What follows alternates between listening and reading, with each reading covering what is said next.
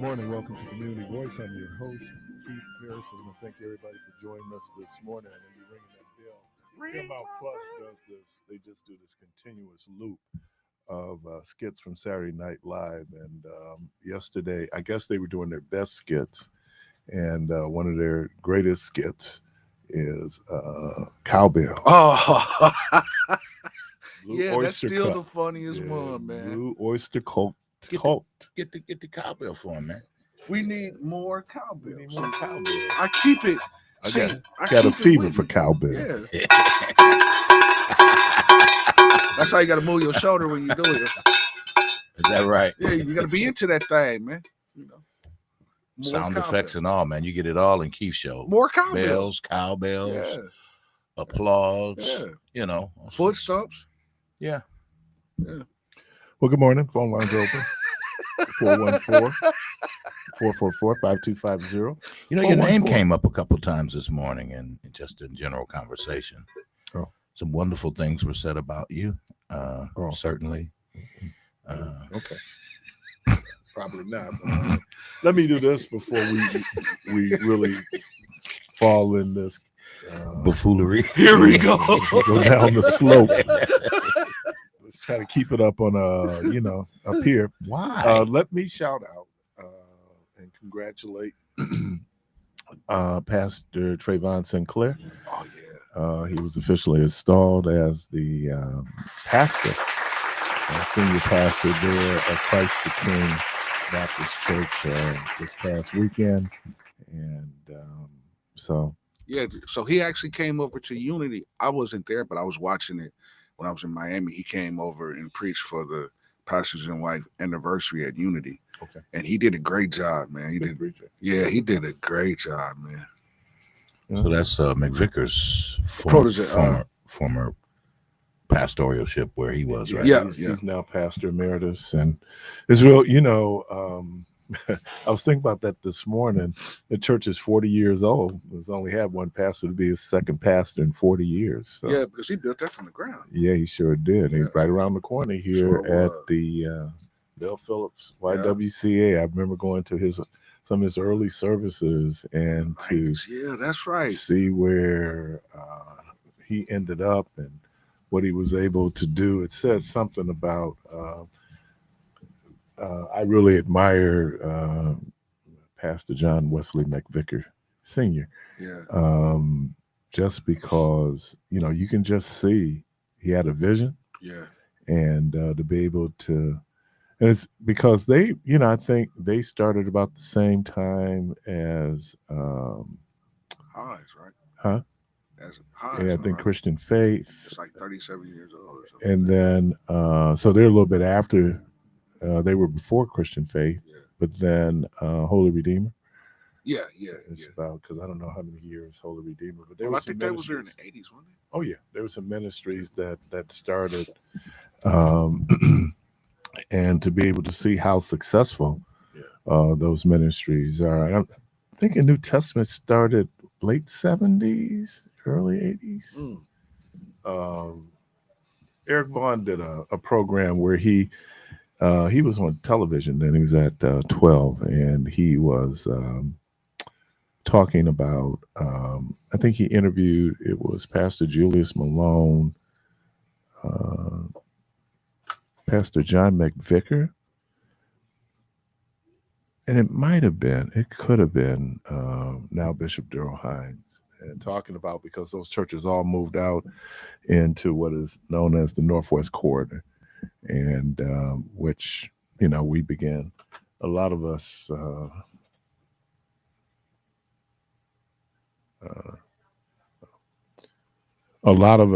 are, that's where we began to go. Now, back in the day, that was way out. Yeah. Talk about New Testament. New Testament, because they still got a lot of open land out there. Even where Christ the King is. Yeah, that was considered way too out. far. Yeah. New Testament. What is Christian Faith? What's that other church that's on Bradley Road? Is that New Testament on Bradley? Yeah, it's Lamb of God is out there. Lamb of God. Yeah, Lamb of God. That was St. Mary's, and then they became Lamb of God. Yeah. And Christopher Boston was just in. I know they had an event. Yeah. I really admire Christopher Boston too. Yeah. There's some great pastors in the city, Yeah. and I know the church catches a whole lot of criticism. What you doing? What you not doing? When I was had the young lady on from United Negro College Fund, we talked about every year. It really was a contest to see which church could raise the most money, and for years, Metropolitan got all these trophies. And then Christ the King got in the game and just, took over, just shut us all down, So, but that's the vision, community minded, and I think you can see where things can grow. Yeah. And so we certainly pray for Pastor Sinclair. That's an enormous responsibility. He follows again. Just one of, and I'm gonna say, just great preacher. One of the things that of the many things I admire about Pastor McVicker was he was such a voracious reader, and we had the last in-person conversation we had in depth was right over here at Perkins. I had stopped over. It would have been in like September. I was picking up food for my mom, and stopped in, and he said, Keith, he called me over. He said, have you seen this? I said, what? And he said, Project 2025. And man, we had a very in-depth conversation about Project 2025. And, prophetically, the folks came in and said they were going to do what they're going to do. They're doing what they say they're going to do. They did. Yeah, they did say exactly what they was going to do. And the funny part about it, people didn't believe them. Well, that's the either whole that thing or they about, didn't care. You can be prophet. The prophet says, hey, such and such is going to happen. People like, oh, no, they ain't going to really do that. Yes, they did. Caller, welcome to the program. See, they did it. Good morning. What's up, Keith? Hey, what up, George? Can I do a frustration moment on your show? Can you do a what? Frustration moment. Yeah, I guess. Yesterday you were talking about police yesterday. Right? Are you on speaker because you're breaking up, man? Hang on. I'm sorry about that. I was trying to listen to you on YouTube while you were coming on. Well, you can listen to me. You hear me through the phone, right? No, I can't. No. Whenever. No, you can't. I told y'all that before. You can't. I don't know why y'all show does that, but you can't hear while you're on hold. So you don't know what the conversation is. You can hear me now. Right. You hear me now. Okay. Yeah, I can hear. Yeah, I can hear you now. Okay, cool. But I was frustrated. You were talking about chases yesterday, if I remember right. Mm-hmm. So it's these little boys around here that are still in vehicles, right? Mm-hmm. And I told you a couple of weeks ago where I had called in on them because they had stole a Kia Soul, and they'll park it on my block, and then they'll walk over on the next block. And so I called them yesterday because they did it again. They never came. So I called them last night when they had parked the car. And so they came, flashed the car, and kept going. So I called them this morning. I say, hey, I'm not calling to start anything. I'm just curious. When I called you guys, and at first they didn't act like they knew what I was talking about. And they was like, oh, yeah, we remember now. And so I said, why when y'all came by the car, why wouldn't y'all tow the car or put a boot or something on it so that these young men wouldn't get back in that car where y'all spot them? And now it's a police chase that somebody can end up getting hurt or dead. Because I said, it's just not them. It's you guys getting hurt too. And so they were just giving me all kind of excuses where the windows got to be broken so we can, and I'm like, yeah, all that happened. They even verified that the car was stolen. So why wouldn't y'all post somebody up on the car to get a tow truck over there, or at least put a boot on it? So because Keith, I'm gonna tell you something. These babies, Keith, they look like they 10 to about 16 years old, Keith. It's like 6 or 7 of them, and it just frustrated me that they giving me all these excuses. And when he rolled up on the car, because I was looking at my Ring doorbell, he probably wasn't on 5 seconds on the car and just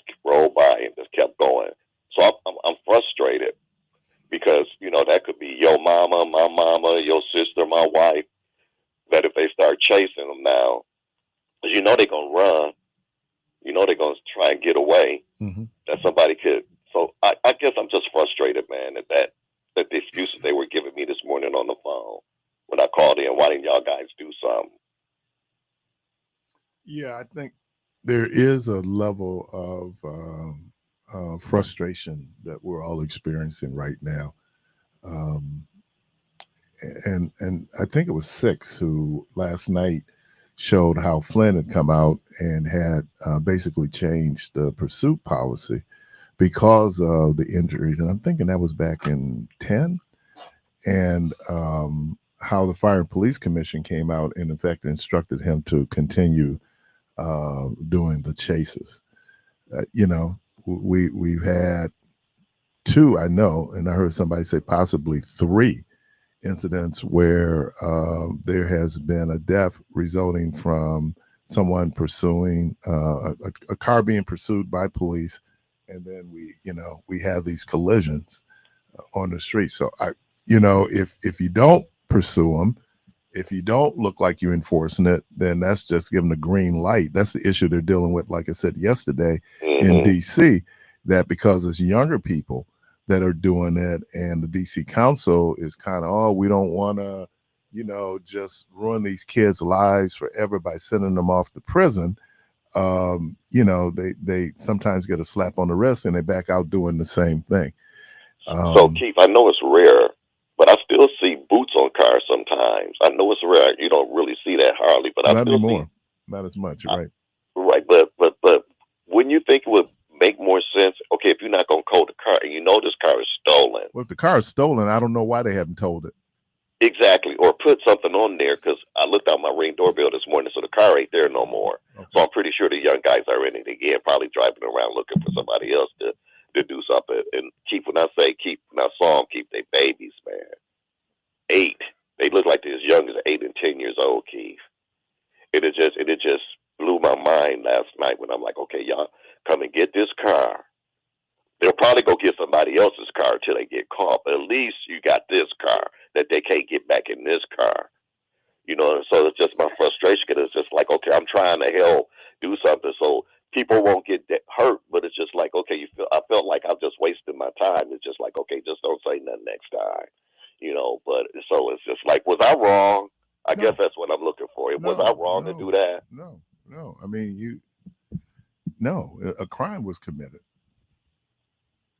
So no, I mean that I guess we have a responsibility as citizens. And I figure, why they ain't in the car where they can't get chased, come get this car. Right. Or at least lock it down some kind of way where at least they can't get back in it. Yeah. They see it's got a boot on it, so maybe they'll walk away. They may go get somebody else's car, but at least they'll walk away from that one.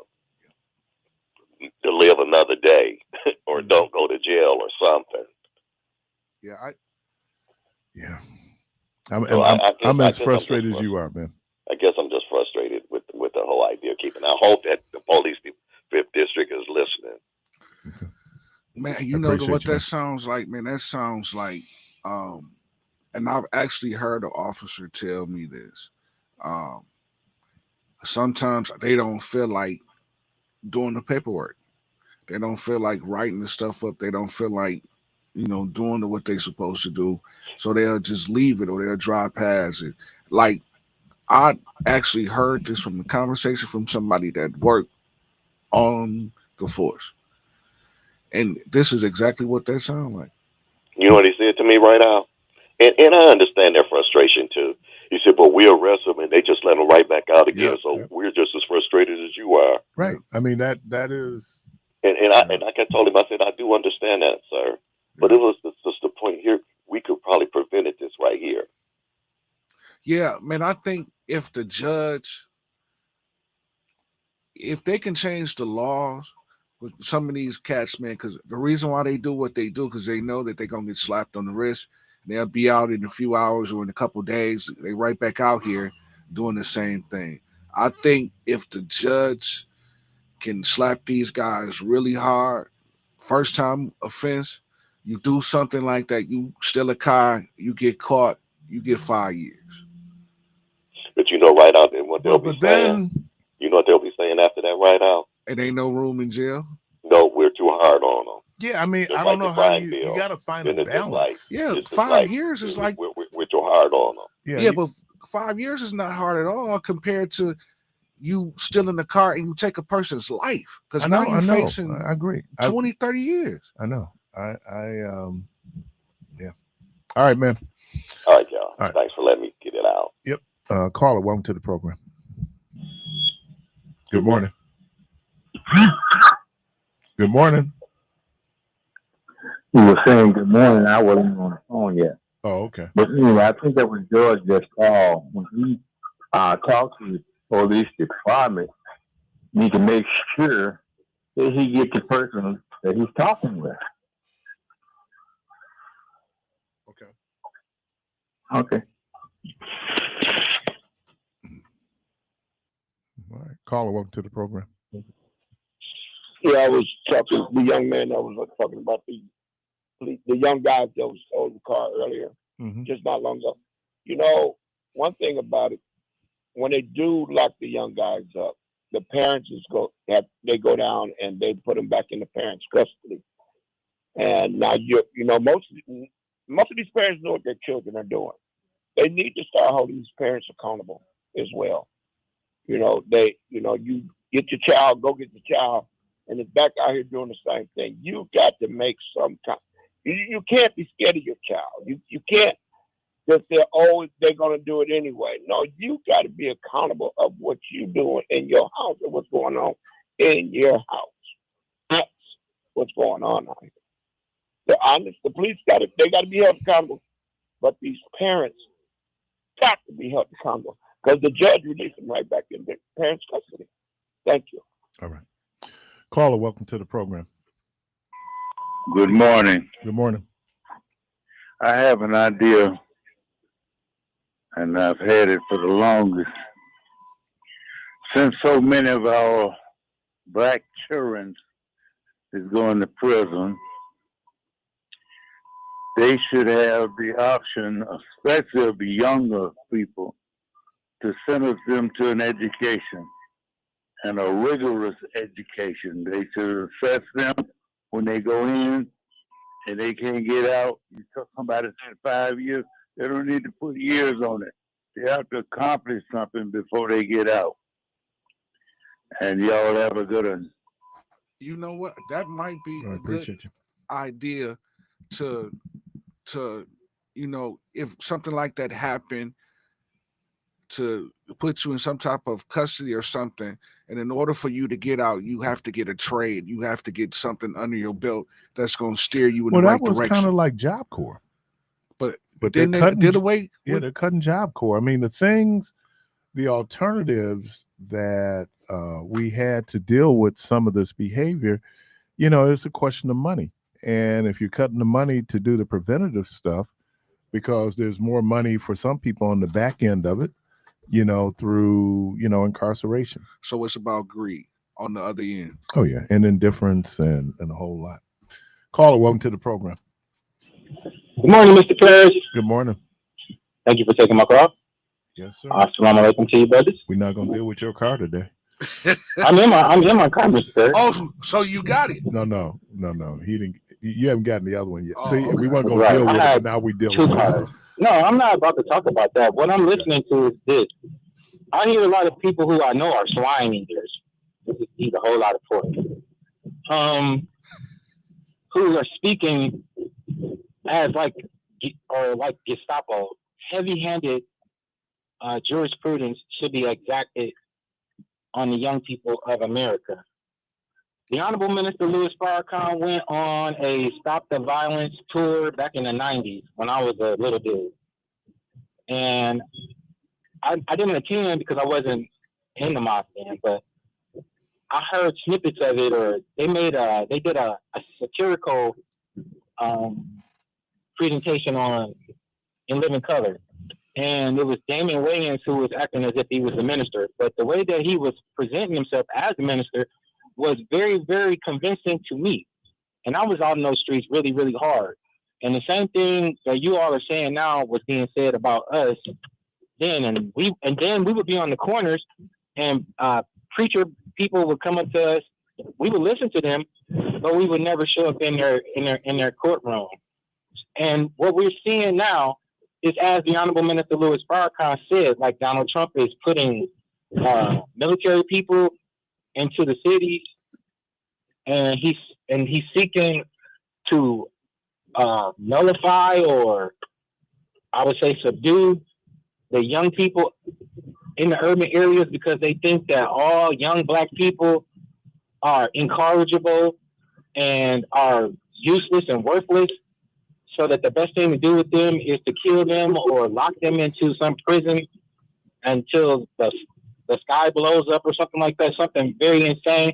Once upon a time, they used to let people who went to jail get an education, but they stopped that because I think that the prisoners became more informed than those people who were their overseers in the penitentiary. So that became offensive to them. So what we witnessing now is what the Honorable Minister Louis Farrakhan has said was going to happen, and it's going to get worse. And it's ridiculous to me to hear old pork chop eating people talking about how young black people should be dealt with by the very people who made them into pig pee drinking persons. Do you understand? Yes, I appreciate you. Thank you. Now, the skit he's talking about was actually Star Trek. They did a spoof on Star Trek, and Farah Khan. Oh. That was the In Living Color skit. Yeah. So he was far, because in Star Trek, Khan. Yeah. So okay. You're listening to Community Voice at the bottom at the bottom of the hour. We'll be inside. Be healthy, be you. We're gonna take a quick break. We'll be right back.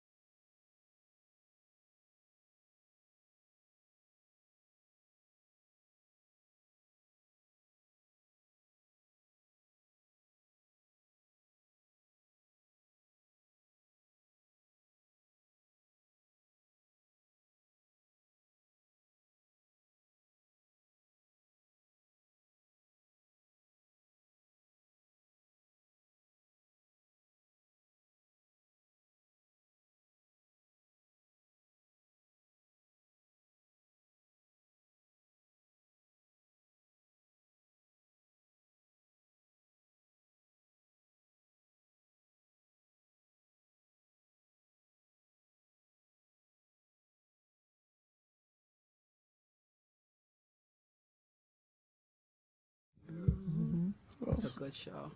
Yeah, it was a good show. When I got back from college and I was working at Our Avenue Playground, I was coaching the team. Now, I'd gone to PWIs. I bring that PWI style, how I spoke, how I dressed, the whole thing. So there was another show that Lawrence Hilton Jacobs was in, The White Shadow. So they used to call me The White Shadow. I used to love that one was a too. good one too. They used to call you White Shadow. Yeah, Boo Boo Washington. You don't remember the White Shadow? He's a baby. I loved that show. Yeah, it was The White Shadow. Yeah. Yeah, big, tall white dude that played basketball, coached. Was it Coach Each? What was it? Coach East was that was Cooley High. That was Cooley High. Yeah. The same character though, right? No, no. What am I thinking of? Well, in the White Shadow, he wasn't Boom Boom Washington. No, he was Boom Boom Washington and Welcome Back Carter. Yeah. No, he was not in the White Shadow. Lawrence Hilton Jacobs wasn't, but he did play Joe Jackson. Oh yeah, he played. He played Joe Jackson. But and who got a chance to interview? Michelle did. She had a chance to interview. He was here doing a play a couple of months ago, and she got a chance to meet him after the play. He was good in that play. What was that play? It was a movie with Janet Jackson and Poetic Justice. Really? Yeah. Okay. So you guys been gone for 2 weeks. What's been happening? I don't know what's been happening, Julia. I guess I've been hanging out at corporate for the last couple weeks. I've been dealing with seniors and a lot of people that are having problems with the big beautiful bill, and it's required them to do this work and. Oh, yeah. They work the 40 hours every 2 weeks. That's up to 55, right? No, they took it up to 64, I think 64, 65. It used to be up there, but they increased it up to, I don't want to say, it's either 64 or 65. I put a lot of our people in without warning, and they have to work, but for something, not necessarily money. Yeah, they can volunteer those hours. Does it work it's like bartering, and it's ridiculous hours, and it just seemed like to me you just trying to make people do something. No, what they do is social worker, He's trying to make people not get it. Exactly. Okay. And then that's how you reduce the roles. You make it so difficult for people to apply because you're not just going to come out and cut it. That would be too brazen, too obvious. And so you come up with, hey, work requirements. And then you have people go out. You got all these people working. Well, if I'm eligible for Medicaid, that means I'm disabled. Which means I'm not able to work work. Exactly.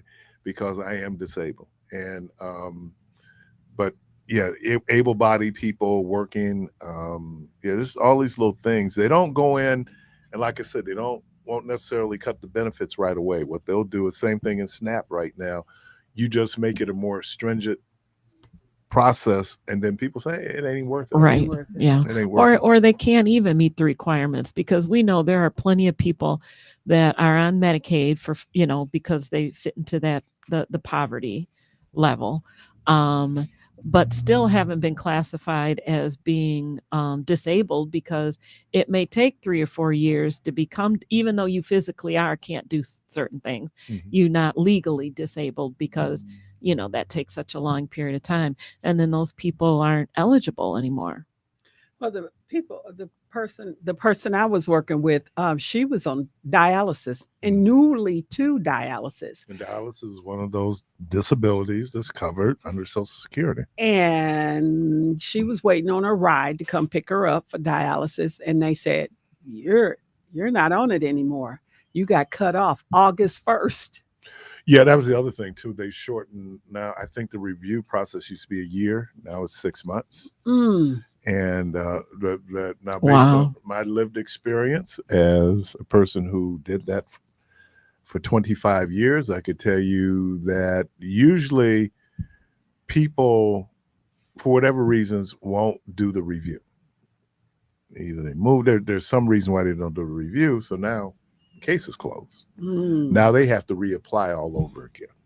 Okay. And then the question becomes, is it worth, you got to do the re-verification of information, all those things. And so that is, and then some of the more onerous cuts won't happen until after the midterms. That was purposely done because the people who passed it did not want it to be a commercial, though it's still going to be a commercial during the midterms. And I know just you guys, the politics around it, part of why you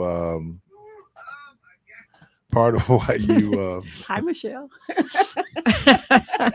part of that the votes that creating the new seats down in Texas was that they've already started doing the polling, and they know that if that election was held today, the Republicans would lose control of Congress. Okay. That's just how unpopular. Okay. That's how unpopular these bills are.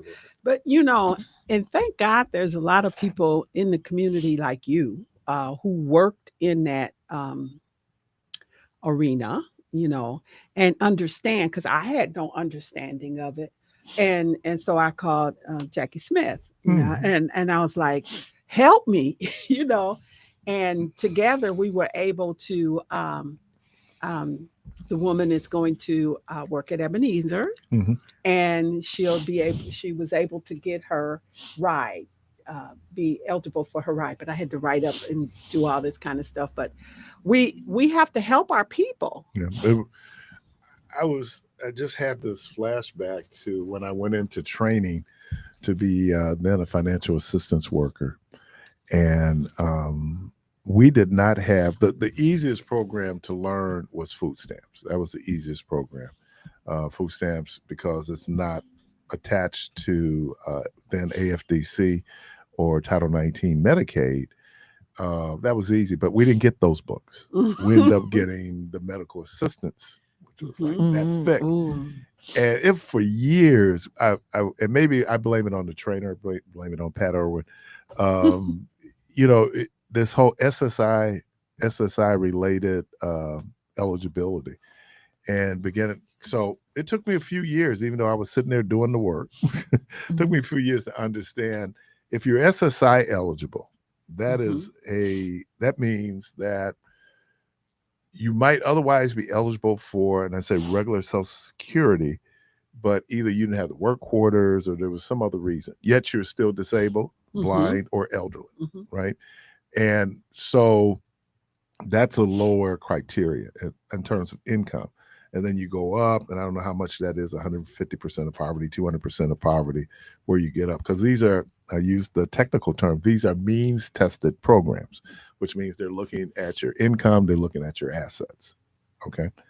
So here's a life story for me, my own life. My grandmother was a day worker. And everybody know day workers, you go and you clean homes. Well, they weren't paying Social Security or anything like that for my grandmother. My grandmother and my grandfather had been separated as long as I can remember. That's how Black folks do it. Instead of getting a divorce, they just be separated. So when my grandmother turned 65, she applied for Medicare. And then they asked her, so they're getting ready to do an application for SSI. Because again, my grandmother had never really, really paid into the Social Security system. So they said, Miss Smith, are you still married? And my grandmother go, yes.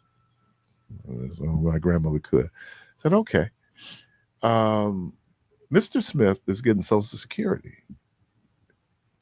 So what they did was my grandmother became eligible. Part of his Social Security, right? Because he did pay into the system. My grandfather, being the guy that he was, he decides he's going to divorce her, because if he divorces her, he thinks he then doesn't have to pay. Oh, he doesn't know any better, huh? Some people can't do wrong right. So, as it were, now he's in court at the divorce. You got to declare all your finances, right? Right. Well, there was also his pension. So she get more. And probably half of his assets. She got portions of So the how pension. she got paid? She got paid. What'd you That's say? what you get for being so evil. Yeah, I mean, but when people get frustrated when they hear me talk about marriage being a business, but marriage really is. Mm-hmm. It has benefits. Yes, Mm-hmm. right. And then Wisconsin's a community property state, Mm-hmm. which means it's 50-50. Yeah. 50-50 assets, 50-50 liabilities, right? Mm-hmm. Wow, that could work. That could work both ways because I know a nurse that got divorced and she had to pay her husband Yes. because she made more money than he did. Mm-hmm. A lawyer friend of mine, she was paying child support. So, I mean, Mhm. it you can, but I think when you look at these benefits, and now that's becoming the question that we're going to have, and as quiet as it's kept, if they don't do something to fix Social Security, we're looking at reduced benefits 10 years from now. Mm-hmm. So, these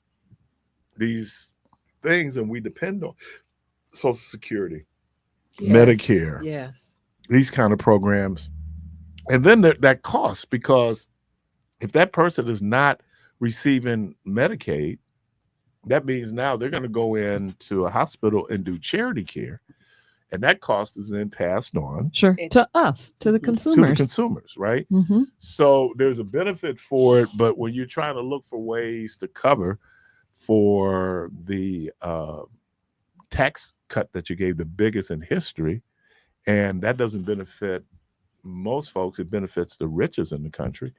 What do? So then you go after programs, but you end up hurting your base. And I'm only doing this as politically, many people who voted for the current president, also people who might be dependent on some of these programs. Mm-hmm. And that's why you're seeing the reactions that you're seeing in these town hall meetings in red states and red districts. Because see, government is, when it's somebody else, government is bad. But now it's me. Mm-hmm. Okay. So those folks in Waukesha, in Washington County, Milwaukee County, and others, but now you need FEMA. you do. Yep. And what does it mean? So I was concerned when I saw how this bill was written, not that I read the whole bill, but getting enough of it to understand, especially the impact it would have on Medicaid. And so technically we didn't cut it. Just made it too hard for some people to be able to access those benefits. To access the program. And I have another gentleman that I'm working with. He had a stroke. At first, when I first met him, he was on a walker. Now he progressed to a cane. Now he's walking independently, but he had a very severe stroke, and they cut his SSI check. Was he getting more Social Security disability? I don't know, because there's some people. You know that your brain think like that. Some My brain people. don't think like Well, that. because some people are receiving both SSI and SSA.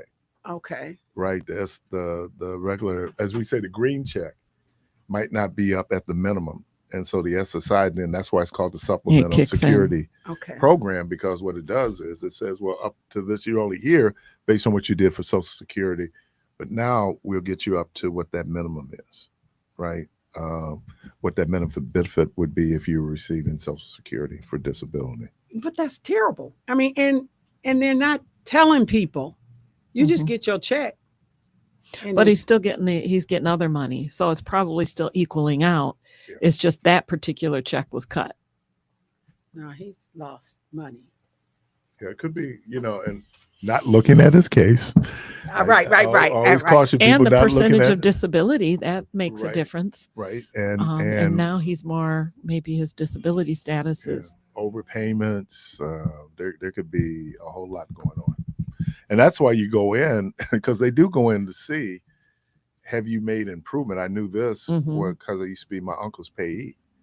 And so they would do a review every year to see medically, have you made, because, they say, well, maybe you're not disabled now. As you said, the percentage of disability drops in terms of your ability to be able to function. So they should have people that you could go to and There are people out there. I know Hunger Task Force does work where they try to get people, helping them to apply, um, to get the information. But Social Security should be able to help them understand that. Yeah. Yeah. And I could tell you that the people I've dealt with at Social Security have been very informative. It just so happens that there's an event that Adam Purcell does. He won't be doing it anymore at Community Warehouse once a month. It's a reentry program. And there was a young lady there for Social Security. So I was talking to her about applying for Medicare, and then and I had to apply for Medicare when I turned 65 because with the county, I was eligible for retirement health insurance, and so they want you to, because public pay. Yeah, they want you to do Medicare. So I did Medicare, and big difference. I'm gonna tell you the importance of healthcare, especially as you get older. I mean, it makes when you think about now, when we see people at a certain age, we start talking, and the first thing that comes out after we say hello is the medical chart. Here we go. I'm dealing with I'm dealing with this. I'm dealing with that. I was preaching at Greater Galilee, and my former classmate, and he's a minister there at the church. He was saying something. He said, "Oh, he's just hating." I said, "Mike, the last time I saw you 4 days later, I had a stroke. So, let's hope when I walk out of here 4 days later, you're not the jinx." Do I blame that stroke on Diana Ross? I did go to her concert. Oh, okay. In a couple of days. Yeah. No, had nothing to do with your cholesterol levels smoking. or smoking, what you were eating. No, it was the concert. I'm pretty sure it was. Yeah. I've heard seeing Diana Ross to do that to a person. And Diana Ross. Diana Ross is going to attract a lot of white people. And I only say this because how we handle things, right? If you're really good at a show, people want an encore, right? And these people weren't going anywhere. Well, she had done her everything she had ever sang. She was dressed to get on the bus. But they're out there saying they ain't going nowhere. They want you to come out. And Diana Ross came out and sang 2 songs from Lady Sings the Blues. And to me, it was the best part of the show. Oh my God, it was the best part. And there was a lot of controversy about her even doing that. But I think she should have won an Academy Award. I can't believe that Liza Minnelli won it for Cabaret, but that's a whole totally different. Well, I can believe it doesn't mean I understand it. Right. But was that the same year Cicely Tyson and Paul Winfield for Sounder? I don't remember. Okay, anyway, we digress. We got a caller. Caller, welcome to the program. Good morning. Good morning. I want to make a promulgation observation. The whole economy is very, very rigged. Has nothing to do with party. We have the national debt, and the national debt, the interest on the national debt is what drives it up. And the monetary system is such that the federal government lends money to the banks. And the banks, they lend it to the banks for somewhere around 1%. And with the money that they make, the banks make over what they lend it for, from 5 to 20, 30% is their money. So when you take a mortgage or whatever, the only person making money is the banks. Everybody's getting screwed. The government's getting screwed. The person who's paying taxes getting screwed. And only a few people. Best example would be Elon Musk. Where did he make his money? Government contracts. The rich get subsidies, and the welfare people can't get enough to live on. And y'all have a good one. Yeah, there's always been, America's a democratic socialist, and what I mean by socialism is our streets, our libraries, public health insurance, Social Security, all those things. That's a form of socialism. And growing up in Milwaukee, where we see the benefits of that socialism, so there's this balance. And even when we talk about healthcare now, healthcare has really become monetized, right? I think healthcare is about 8% of our economy, and there's a lot of reasons for that. We have an aging population, the expansion of healthcare access based on the Affordable Care Act. So these things there's a social benefit from wellness, for example. Okay, so if we have X number of sick people, that drives up the cost of healthcare. Over and beyond inflation, right? And we're just talking about the impact of that. That's why even after COVID, the money that was put in for certain type of healthcare coverage was there were many people who were dealing with COVID. They have health insurance. Who's going to cover the cost? And then you got to think about all the experiments and all the new medicine that we have. And whenever medicine is new, it's really super, super expensive. You're listening to Community Voice. We're inside Be Healthy, Be You. They're back. Miss Julia Means, Miss Brenda Buchanan. We're going to take a quick break and we'll be right back.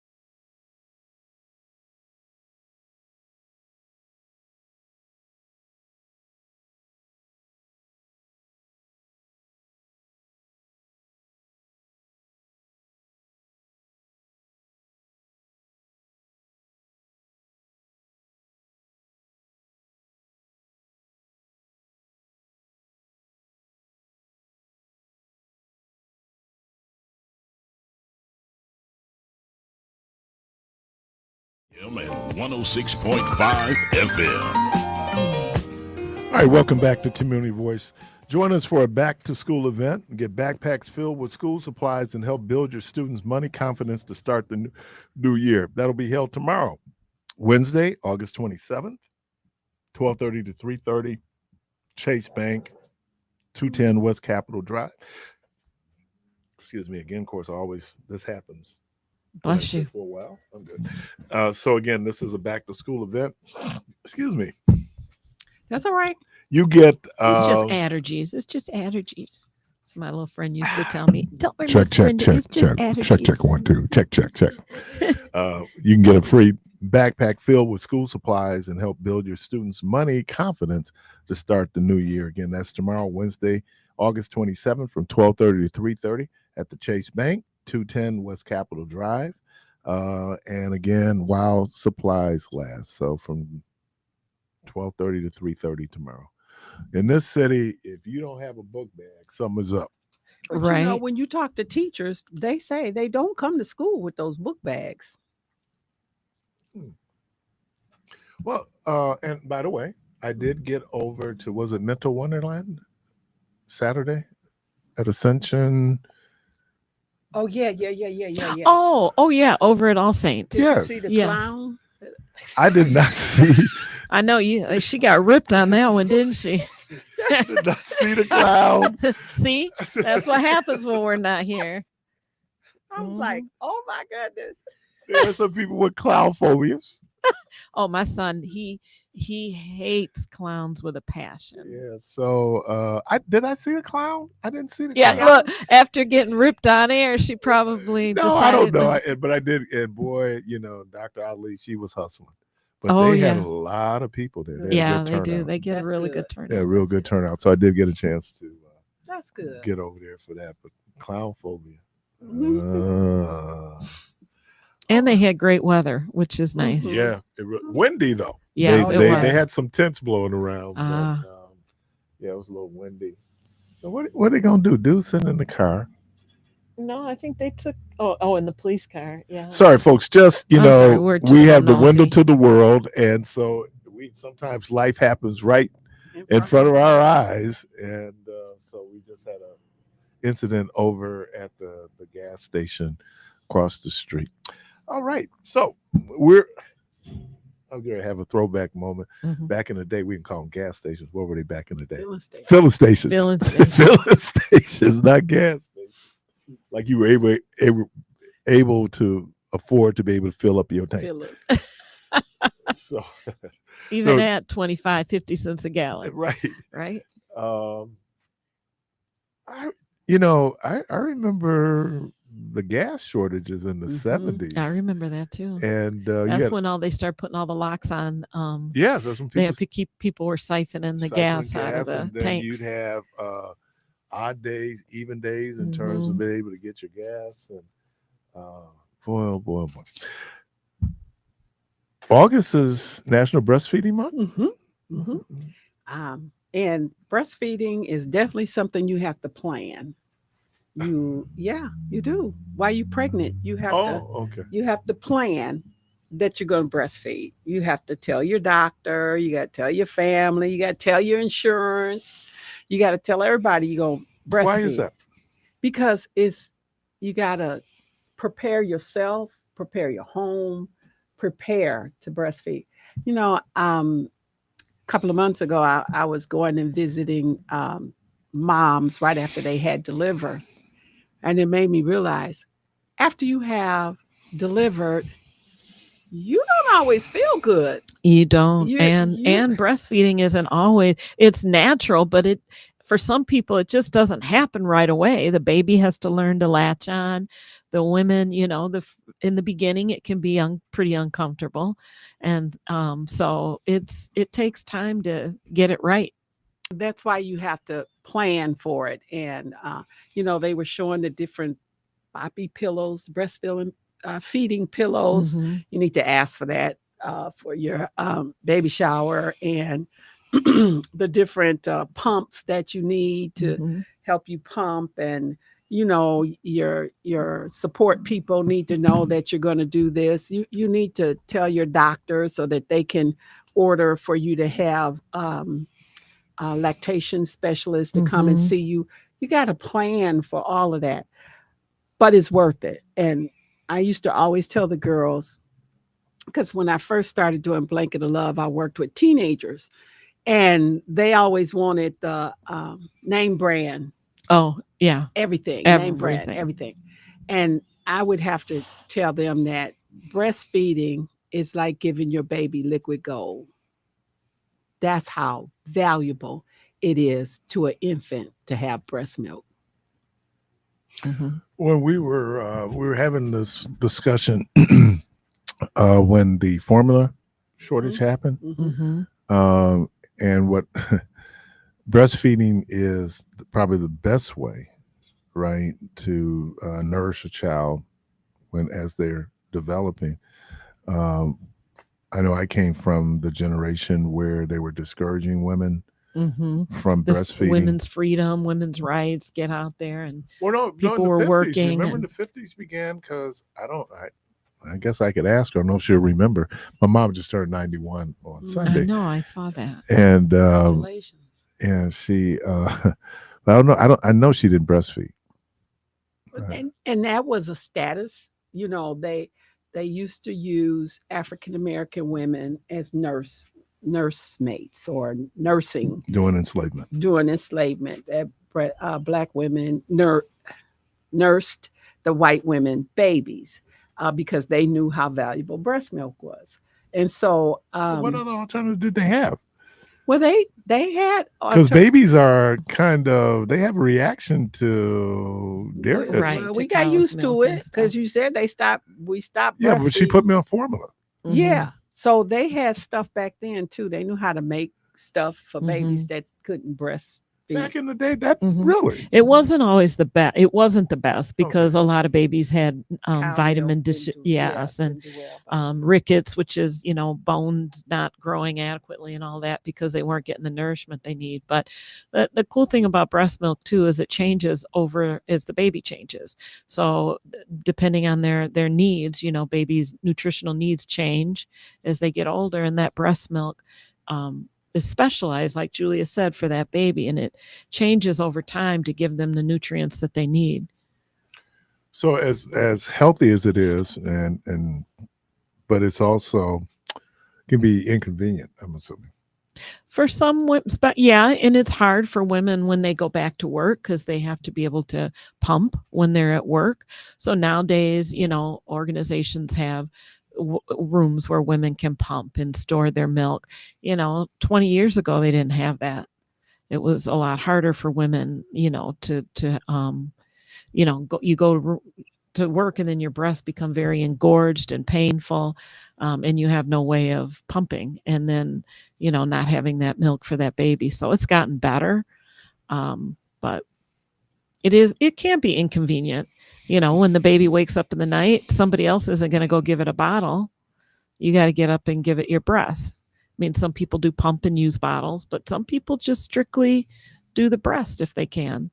But women that do breastfeed, they find it much more satisfying. They enjoy it.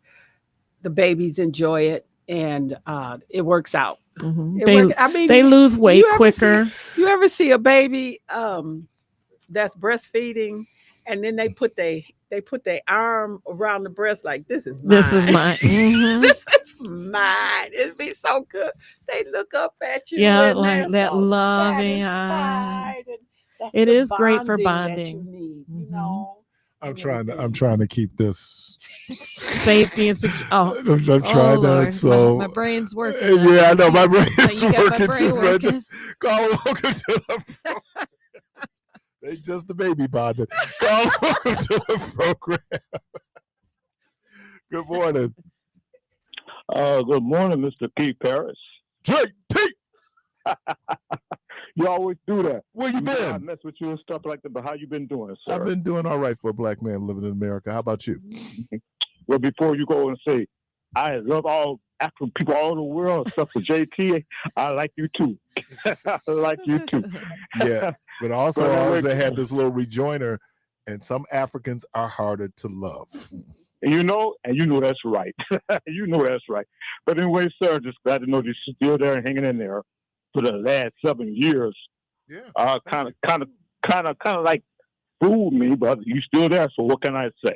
Hey, but anyway, I'm as surprised as you are. So yeah, and before you go to, I love all African people all over the world, except for JT. Hey, Keith, love you back. All right, love you back. Thank you for being you. But can I have your permission, sir, to ask your guests a question? You most certainly may. And excuse me, ladies. Yes, Keith Parris told me your names and stuff like that, which I know. But I have a question, ladies, if you don't mind. I'm talking about colonoscopy. When people go out to have cancer checks and stuff like that, having colonoscopy and stuff like that, or whatever the case may be, my question is, men have it too, and unfortunately, some ladies have to have it too. But what my question is, how old can you be to get a colonoscopy? And the reason why I'm asking that, because I had mine about over 11 years ago at the VA. Okay. And when they checked me, they said, it's time for you to get another colonoscopy. Yes. Excuse me? Yes. No, I'm sorry. Somebody was saying something. Yeah, I heard you, Keith. Well, I got to be quieter when I'm talking about you. I'm sorry.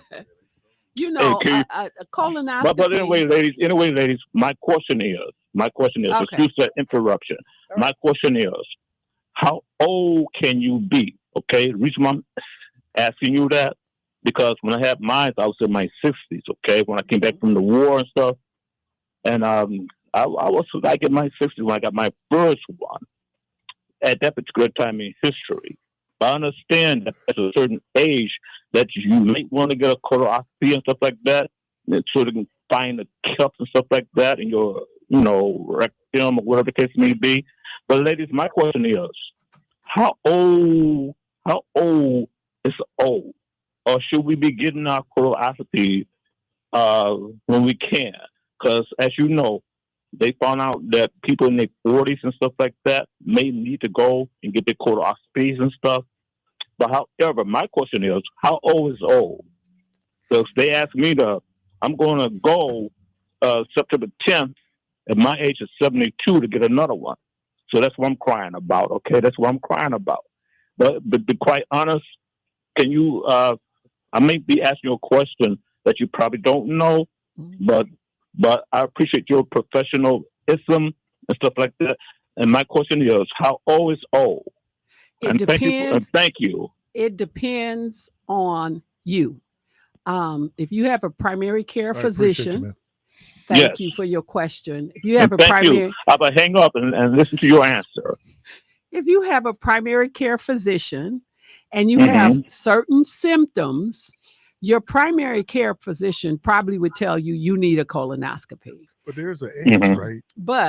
But some say they used to say 50 and over. It's 45 now. And then they increased it because of people having symptoms earlier now. And then I've even known people in their 30s to have it. So it depends on you and your primary. That's why we stress primary care physician, because if you go to your primary and you're telling them that you're seeing certain blood, or you having pains, or you having this and that, he may suggest a colonoscopy, whatever age you are. At any age, and any interval. Whatever you are. So my point exactly. My point exactly, because sometimes it may be hereditary or something, I think. Correct. You're correct. And what about the people who are I don't know if this is extremely elderly, people past 85. In all of that, just going back, so like Julia, if you're symptomatic and your doctor thinks you need one at any age, they can do one. But for the general population, at 45 is when you get your first one, usually. And then it used to be 50. And then every 10 years after that, unless you, during the colonoscopy, they find something. For example, I go every 5 years. I don't go every 10 years. I have to go every 5 years because of what they find during the exam. And that's done Because so of they hereditary, can right? so they can hopefully prevent me from having cancer. Depending on, some people may go every 2 to 3 years, depending on how severe the fibroids, how big they are. If they're cancerous, precancerous, you might go even sooner than that. But in general, if everything is normal, then they say every 10 years is when you would have one. Well, yeah, and thank you for answering that for me. That's the only reason I was asking, because I also know when you get to a certain age, your muscles will disintegrate and your tissues will disintegrate. So if you get a full-fledged colonoscopy and they stick that up in you and they make a mistake or something like that, excuse me for being a scary cat. Excuse me for being a scary cat. Hey, Mr. That's Cat, a risk Mr. at Keith any Parris. that's a risk at any Mr. Keith Parris age. show. But anyway, ladies, thank you, Mr. Keith Parris. If you can sit aside for a second, sir. All right. But anyway, ladies, yeah, my question was, when you get to a certain age and your tissues and stuff go down, and your minor provider obviously going to detect that, right? And they're going to say, well, yeah, even though you're 72 years old, but you are still good enough or strong enough to go get it. So what they say, even though we have all kind of new technology and stuff like that, where you can go get a colonoscopy and stuff like that, drink something, be on a, check that out. But they say if they find some pulse or something in your colon, you still have to come back. Correct. So what I'm trying to say is there, which you already answered, if your primary provider determined that it's okay for you at your age for you to go in and get it, that'll be okay. Yes. But thank you, ladies, for answering that question for me. That was my question. All right. Thank you. Thank you, Mr. Keith Parris. You're welcome. Appreciate that. Thank you, ladies. You're welcome. They're so much better nowadays at preps and doing colonoscopies that and the equipment is different. So and if you're really low risk and you've never, they do have some other testing they do now, but if you have a family history or you're having problems or you've already had a colonoscopy that showed polyps, then you're not eligible for those other kinds of tests that are non-invasive. You have to be very, very low risk to do that. But even then, if they pick up something on that test, then you still have to go through a colonoscopy. I was celebrating. They said, "Oh, you had one polyp." Yeah. Right. And then they showed me it was a huge It polyp. was a big one.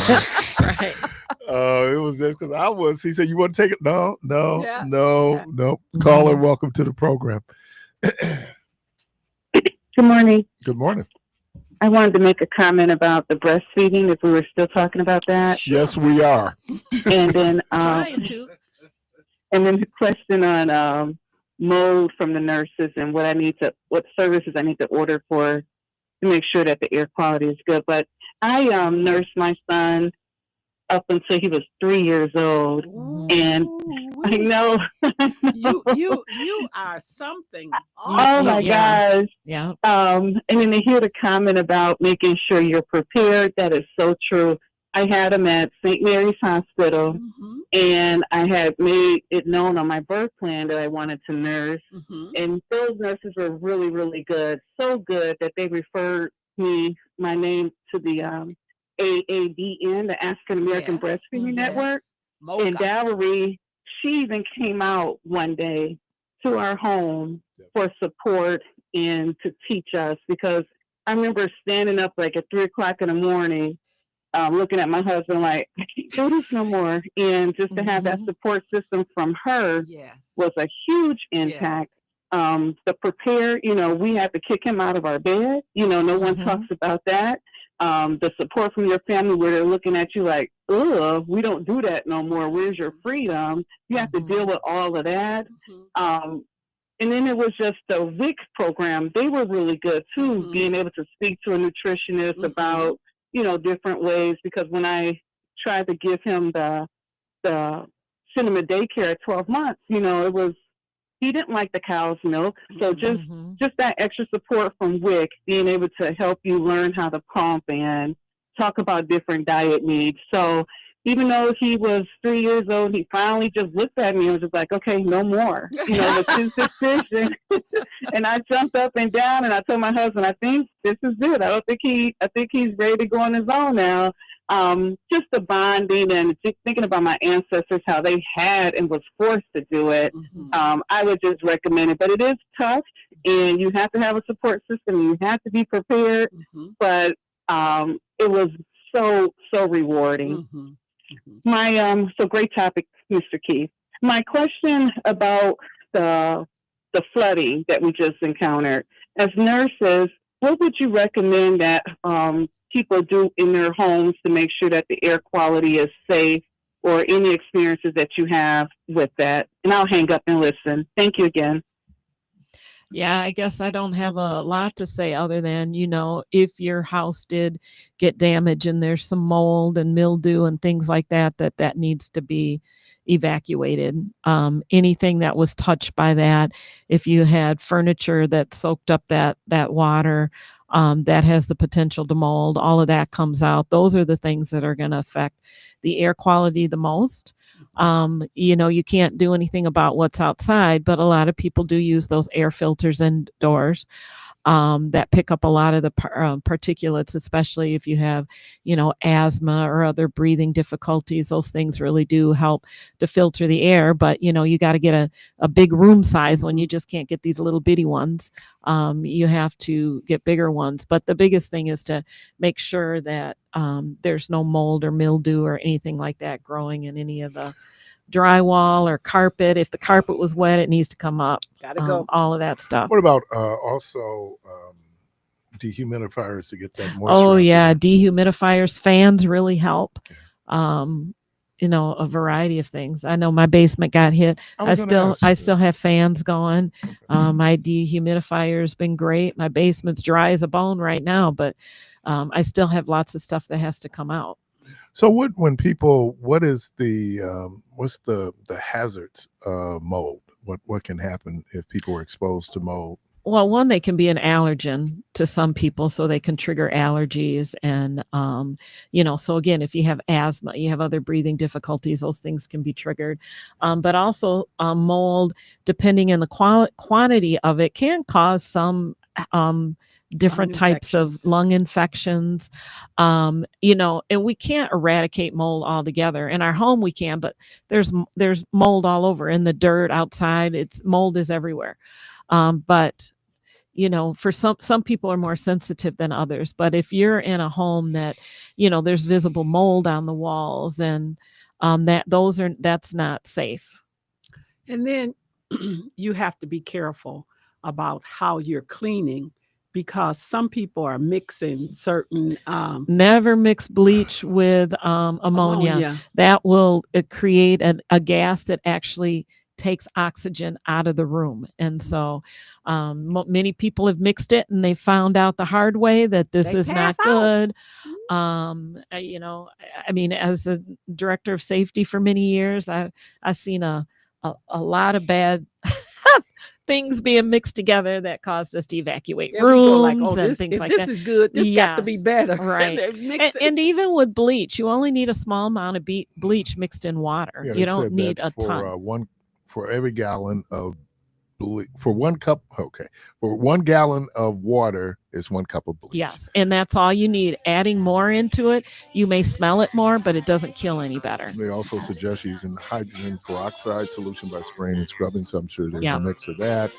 And then they said for porous materials like drywall or carpet, it's often best to remove it. Right. Because you can't even sometimes see those spores inside. And they will just grow further. There are a lot of people who carpet their basements. Oh yeah, my carpet had to come up. Then you get the 1,000-year storm. Right. You know, I just want to say too that when you mix bleach and use it, it really needs to be used within 48 hours. Otherwise, it loses its effectiveness.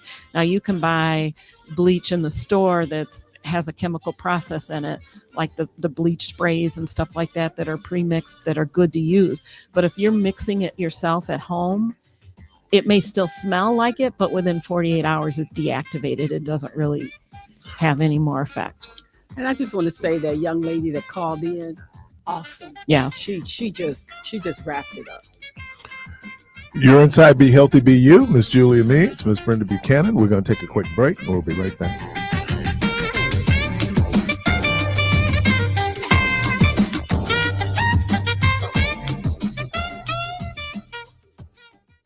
AUR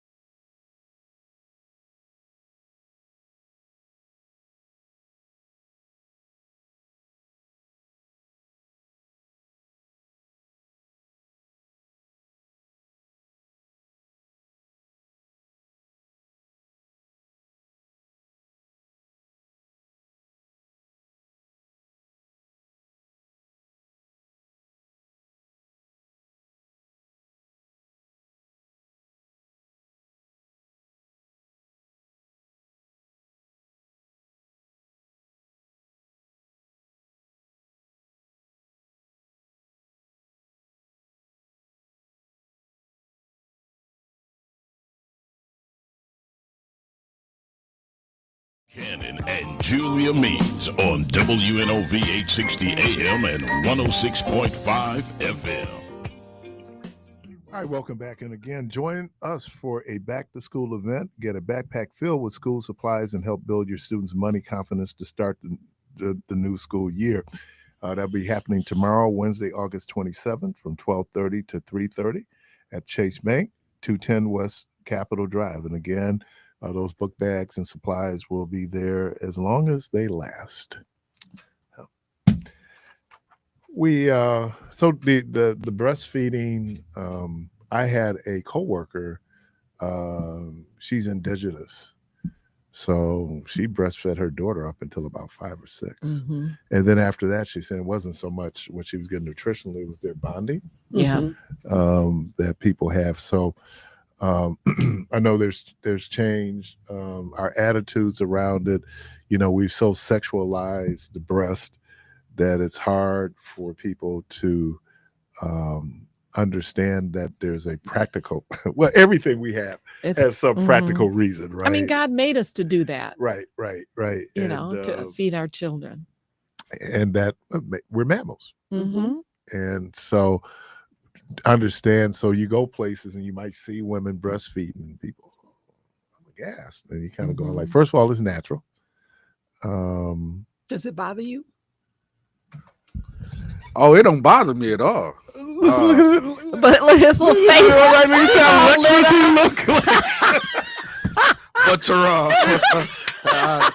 when I'm a baby. Look at his lips.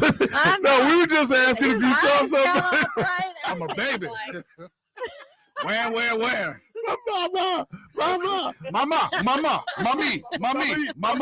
Mama, mommy. I'll be like this. You should have asked him. You should have asked. Mommy, mama. As Julia always tells the young lady, and that milk is for the babies only. Right. Mommy, mama. When she said that, when her son stopped at 3, her husband was going like, yeah, you have to be careful because you can get some infections that would hinder your breastfeeding if you share with. Okay. I had a young lady ask me a couple of weeks ago, and I was like, I mean, I knew why she was asking the question, but she wanted to know what food she could eat to make the breast milk sweeter for the baby. I'm like, now that infant ain't saying, Mama, this breast milk ain't sweet. Plus, the baby wouldn't know what sweet is. Right? We develop sweet, right? Right. I'm like, don't we develop sweet? Yes. Yeah. I'm like, your body doesn't need any help in making that breast milk exactly the way there was it should a be. Young lady, I don't know if she won last year, the year before last, the Wisconsin Black Chamber of Commerce, they do a pitch contest. And her whole thing was she produced milk and she would then sell the milk. Yeah. For women who can't lactate. Right. And so it was, and to hear her talk about it, I'm thinking like, you have an enormous amount of milk. And there are banks that are set up just for that, and so they do a lot of testing and all of that, so the breast milk is safe. But I know my niece, when she was breastfeeding, she wasn't producing enough milk, but her sister was also breastfeeding and was producing so much milk that they didn't know that they were freezing it. She's making hand creams, everything. The freezer was full of breast milk, and so she would share her breast milk with her sister. Oh, how sweet! Why was the girl saying her milk wasn't sweet enough? I don't. Well, the baby didn't tell her that. Jermaine. In that so sour sweet pack. when it get like, didn't come from that newborn. A little bit more sugar. Mama, you need to eat some sweets. And that was why I was like, yeah, baby didn't tell her that. Let's talk about, this is a myth, right? It is not the size of the breast. No, not at all. Okay. You can eat more calories, drink more water, and you will it will help you produce more milk. Mm-hmm. And there are some teas and different things, other things out there that people use to help produce more milk. So, but a lactation specialist can really help you with all of that, all of those things that can help you produce more milk if you're not producing enough. So there are women for whatever reasons who choose not to. How important then is the formula? Oh, extremely important. And there are some women who can't. They have inverted nipples. There are some women that literally just cannot breastfeed, or they may be on certain medications, treatments, things like that, and so they can't breastfeed. But formula is your next best option. So I just wonder, man, and part of my lack of development was my mom didn't breastfeed me. They made their own. Julia's like they made their own Caro syrup and well, she also and that was interesting. I'm going to send a kid to college. She said I was doing goat's milk. Because you couldn't tolerate the cow's milk. Well, I think most babies, right? No, part of the and you see that even more so in women that have had a C-section, because as that baby passes through some of that, some of the things, good bacteria they're exposed to, helps with digestion. Just like the first few days of milk that the women produce actually helps get that digestive system ready to take in milk and absorb the babies. It. Right. And so, it is harder for that baby to digest any kind of milk outside their mother's milk right away. And so that's why you see all these different types now: goat's milk, soy milk, all these special digestive ones that have more digestive enzymes in them. You see so many, but we always tell ladies, if your baby's having problems with a milk, or you think it's the milk, you should talk to your doctor, because maybe it's something other than the milk. But if it is the milk, then they know which would be the next step or the best one to try. Not, we have this worked for my baby, here, give this. You really want to go through your doctor to make sure you're getting the best. Is good. Yeah, WIC is great for that WIC too. is awesome. We and it shows something about just how intricate our bodies are, how it was designed to do what it does. And I don't know, I celebrate that. Yeah, it's amazing. The human body is amazing. The birth of a baby is a miracle. It is. And then why do you say that? Because it's so many things that have to go right. Right. I took a genetics class in college, and one of the things when we were looking at baby development of baby and that, milliseconds, so thousands of a second, if a gene doesn't replicate exactly at the right time in the right way, you have a defect. Now that defect doesn't always present itself in the ways, but it just shows that everything has to happen precisely, not like, in a second, millisecond.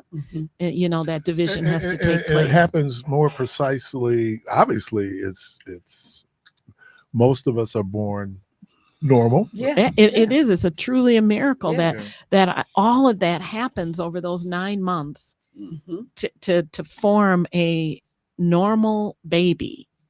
It's amazing. Well, and that's why, and I know people push back on evolutionary science, but a part of this is, as an organism, this is how we have evolved to adapt to our environment. This is our survival, and that's what organisms do, right? They evolve to survive. And we're talking now hundreds of thousands of years. It is amazing. I was very disturbed this week when on the news station it said that Mississippi is the number one state for infant mortality now. And it disturbed me because, back in the day, we always had birth workers midwives, whatever they called them. They were birth workers, and they delivered a lot of babies. Now, we know that Mississippi has. They said they have less obstetricianists, they have less clinics, they have less And they've had more hospitals. doctors that have left, more OBs that have left the state. And so to me, I started calling nurses and saying, who do we have in Mississippi? I called Bishop Sappho, and who do you know in Mississippi? Because Milwaukee was number one at one point, and that's why I started Blanket. So I know we can turn this around, but um, we all as Black people need to be concerned about this and try and get as much help as we possibly can to Mississippi, because they are you know they're lacking so much. And we have, first of all, we know what needs to be done and have did it. But that we need to send help. That's like the Red Cross. We need to send help down. Those babies are dying. Yeah, and that's why you mentioned WIC. We even talk about food stamps. A lot of this under that would be the Great Society, where we began to see the inception of this, was just for that very reason. Food insecurity is very real. It's very real. And we'll colorize it, right? And think that no, the majority of people who are living in poverty in this country are white people. And Mississippi, we found this out during COVID, was one of the most unhealthiest states. It is. And it has a lot to do with the poverty. It has a lot to do with state attitudes about public assistance programs.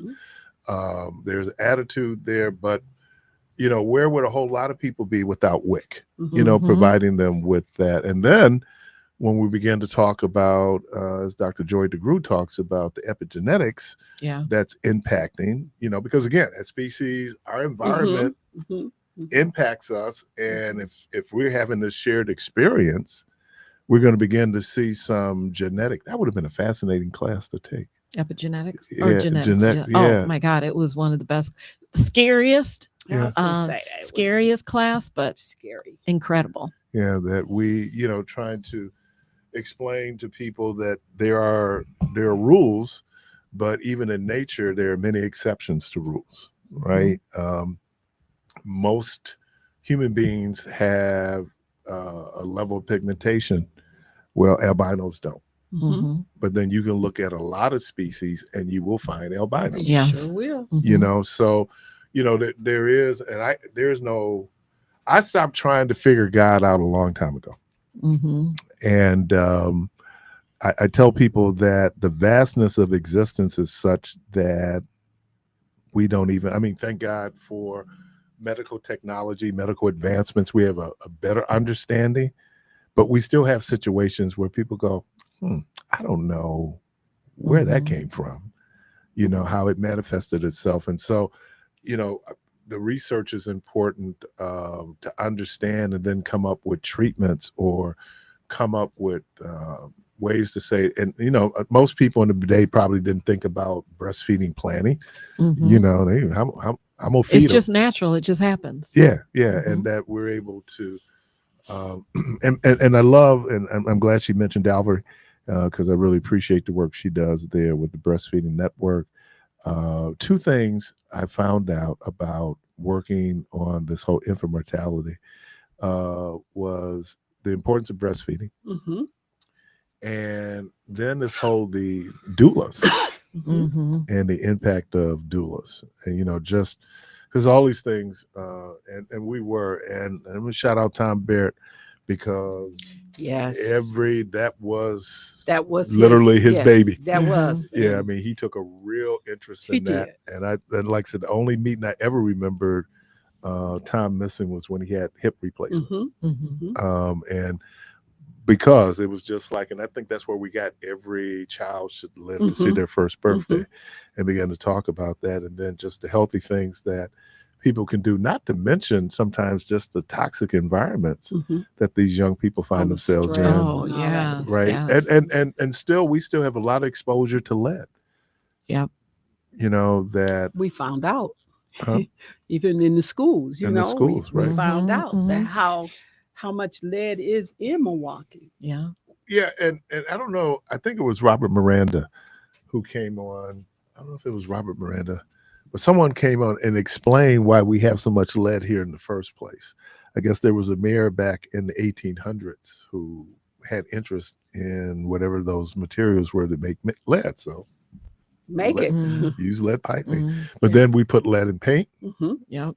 I know gas had a lot of. Oh yeah, I mean that's because all gas is unleaded now. But remember, you could get, because there's still some cars out here that take the leaded gas, but not to mention what it did to our environment and so I think it's a lot. Yeah, it's a lot. But you would think that states that have been number one and have brought it down can go help the number one now. I think we still have a lot of work to do. We do. They said that we dropped it, but we have not recently. We've been staying at a plateau. And the disparity hasn't really changed. Right. See, and that was always a frustration when we had these conversations around infant mortality, was, some of this is systemic. Some of this is not just she's doing everything she's supposed to do, because there are other causal factors that will influence outcomes. And the systemic part of it is just very real. Now, one of the women now, and we're not in crisis mode yet, but we're getting there. Women now are deferring having children until they're older. And we're seeing teenagers deferring having children. So the teen birth rate has dropped, and I think part of it is the education, how we have to have these very serious adult conversations. Michelle was talking about a young man who has a blog. I'd love to be on his blog, where he says it's facts, not feelings. And, and that's hard for people because, we work on our belief system, or we have this kind of nostalgic view of history. Well, Big Mama, that's all Big Mama had. Right. The information now says that we can do things differently. And so to have those adult conversations, to talk about, he's not here, may he rest in peace. But Keon and I would go back and forth. Say, Keon, science does not negate God. Right. But if you have a feeling, your feelings can get you in trouble. Ignorance can kill you. Denial, all these things. So this is why Be Healthy, Be You is so important. What Ebony does on Fridays, what Deborah Nevels does on Friday, having these conversations around health where you're bringing people in to say, hey, here, this is what it really is. I know how you're feeling. We were talking about the power of prayer back. Well, a lot of people, all they had was prayer because they didn't have health insurance. Exactly. And my mother, you had to be in bad shape for my mother to take you to the doctor when I was a kid. Man, I don't know how we survived it. I was looking at Kennedy's bike, and it has helmet. And I thought, most of us, we didn't know nothing about no helmet. And I got a knot in my head, or a sunken part of my head now that I'm pretty sure had something to do with falling off a bike. I did. I don't know how I was able to do this angle that I did, but I was learning how to ride a bike. It was a girl's bike, and I was learning how to ride a bike, and Rosalind's bike, and some kind of way I was able to scrape the garage. All this was just, it was like, yeah, man, I don't know how I did that. Kennedy was asking about her helmet. I said, well, it's too little for you now. That also came up too, because it was, the joke was they were doing helmets. I think they were giving away helmets. Yeah, there is an organization that does that. I don't. I mean, we survived. Yeah, Barely, maybe. Some. Right. Some. We all might have a little extra little brain damage from all of the right. all of the concussions. The concussions. Oh that Lord, we had. God knows I had so many concussions. See, that's why he's going. He was stuck. He needs some milk. He needs some milk. Oh, he needs some milk. Oh Lord. Oh man. Now toughen up that skull a little bit more. Oh, yeah, he needs some milk. Our babies need milk. Our baby need milk. Our babies need breast milk. Breast they need milk. breast milk. What'd you call it? Gold? Liquid gold. Liquid gold. Yeah. Let me thank Miss Julia Means, Miss Brenda Buchanan. Debo, thank you. Jermaine, thank you. The good Lord willing, the creek don't rise. We hope to talk to everybody tomorrow. And as always, go from this place in peace. May see